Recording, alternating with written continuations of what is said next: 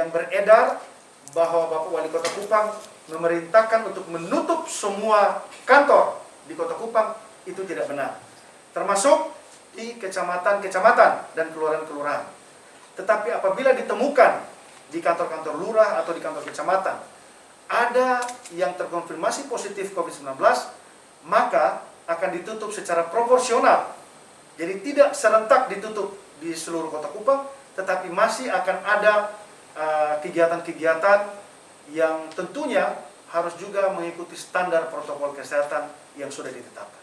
Saya rasa demikian. Pak Juliet, ini pernyataan yang diduga camat ini, Iya. ini cukup meresahkan ini, apalagi dilakukan oleh seorang ASN. Iya. Apakah ada sanksi untuk beliau? Yang pasti kami sementara diperintahkan oleh pimpinan untuk menelusuri apakah benar itu dilakukan oleh salah satu camat di Kota Kupang. Apabila terbukti bahwa itu beliau yang melaksanakan itu atau melakukan itu, maka sudah pasti akan ada tindak lanjut dari hal yang sudah dilakukan tersebut. Dan sekali lagi, Bapak Wakil Wali Kota memerintahkan kami lewat Bapak Sekda untuk menelusuri kebenaran dari suara yang bersangkutan. Jadi kami mohon teman-teman media juga bekerja sama. Kami sudah klarifikasi pada sore hari ini bahwa berita yang beredar itu tidak benar atau dapat kami bantah pada sore hari ini. Informasi yang menyebutkan di dalam pesan suara itu bahwa kantor-kantor pemerintah Kota Kupang diperintahkan untuk ditutup, itu juga tidak benar. Kami terus melakukan atau tetap melakukan pelayanan, tetapi ada beberapa OPD yang akan ditutup pelayanannya dalam 3 hari ke depan, yaitu yang pertama PTSP, yang kedua Badan Kepegawaian Daerah, yang ketiga Badan Penanggulangan Bencana. Karena di 3 OPD ini didapati masing-masing ada 1 orang yang terkonfirmasi positif COVID-19. Oleh sebab itu, dalam rangka memutus mata rantai penularan di 3 OPD ini, maka kegiatan pelayanan di tempat-tempat tersebut dihentikan dalam 3 hari ke depan.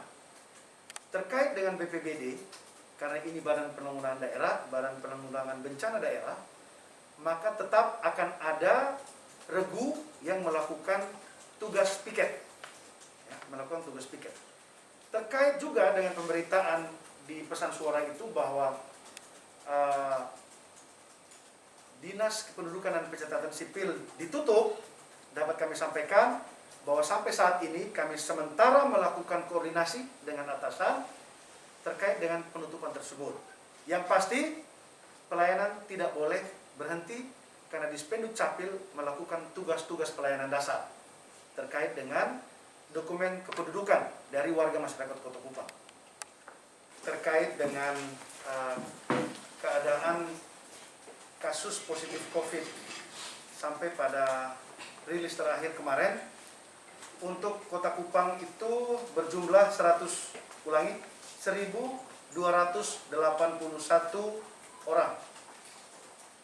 Saya ulangi, total kasus di Kota Kupang sebanyak 1.281 orang. Total kesembuhan sebanyak 478 orang dengan recovery rate-nya 37,3%.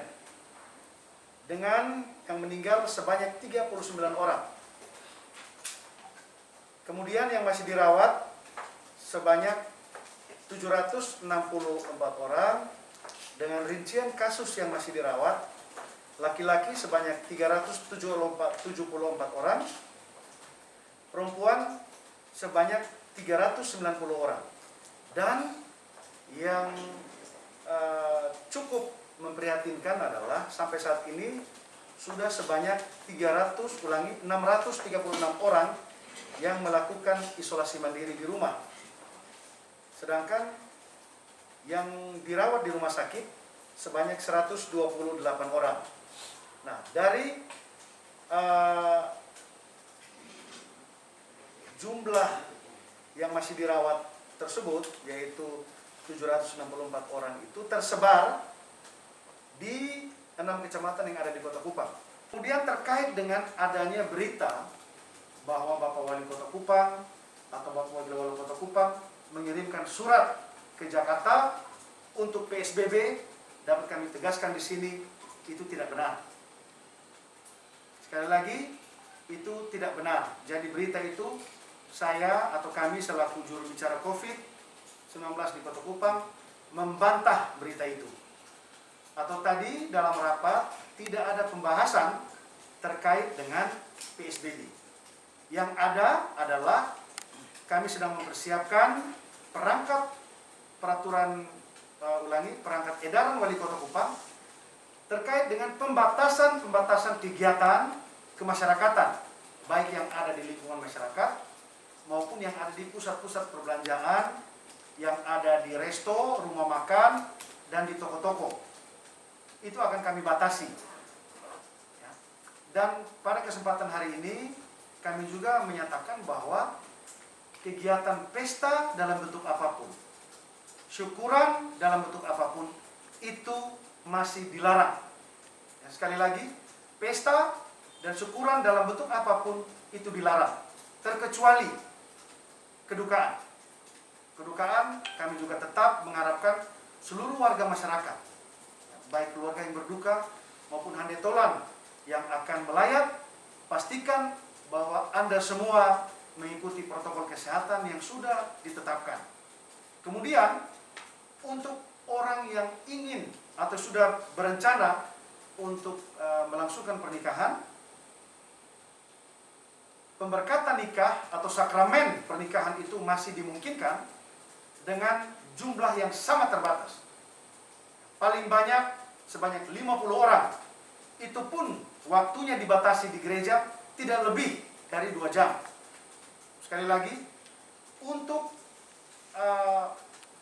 pemberkatan pernikahan atau sakramen pernikahan dilakukan di gereja maksimal 2 jam dan kehadiran keluarga tidak lebih dari 50 orang. Ini kami tegaskan karena masih ada juga beberapa wedding organizer yang menyampaikan pertanyaan kepada kami, apakah sudah boleh kegiatan pesta dilakukan. Dan kami tegaskan pada sore hari ini sekali lagi, pesta, pernikahan, syukuran dalam bentuk apapun dilarang atau tidak diperkenankan dilakukan sampai batas waktu yang akan ditentukan kemudian. Saya pikir itu saja teman-teman yang dapat kami sampaikan. Dan sekali lagi, berita atau pesan suara yang sudah beredar di WA Group atau di media-media sosial yang lain berkaitan dengan pemberitaan bahwa Bapak Wali Kota, Bapak Wakil Wali Kota melarang untuk tidak boleh keluar rumah, itu tidak benar dan itu kami bantah pada sore hari ini. Dan yang paling terakhir, kami ingin menghimbau kepada seluruh warga kota. Mari Bapak Ibu sekalian, komponen-komponen yang ada ini, ya, baik itu pemerintah, teman-teman media, Bapak Ibu akademisi, pelaku usaha, dan kelompok masyarakat yang sering kami sebut pentahelix, mari kita sama-sama bekerja secara baik. Tentunya pandemi ini bisa kita tekan bersama-sama apabila kita bekerja sesuai dengan potensi kerelaan kita masing-masing untuk kita berupaya mengikuti prokes. Tugas pemerintah adalah 3T. Testing, tracing, treatment. Tugas semua komponen, termasuk pemerintah, 4M. Yaitu memakai masker dengan benar, mencuci tangan dengan sabun dan air mengalir, menjaga jarak, dan menghindari kerumunan. Dan yang paling penting, mari kita bersama-sama siapkan diri kita untuk nanti jadwal vaksin ketika sudah keluar, kita harus menerima itu dengan penuh sukacita.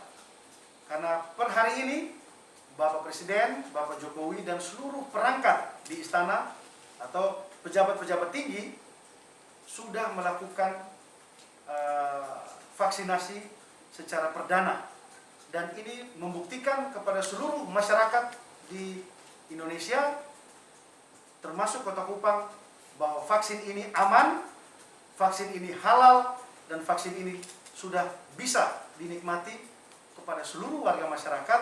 Tentunya kita tetap menunggu jadwal kita masing-masing. Saya pikir itu hal-hal yang dapat kami sampaikan.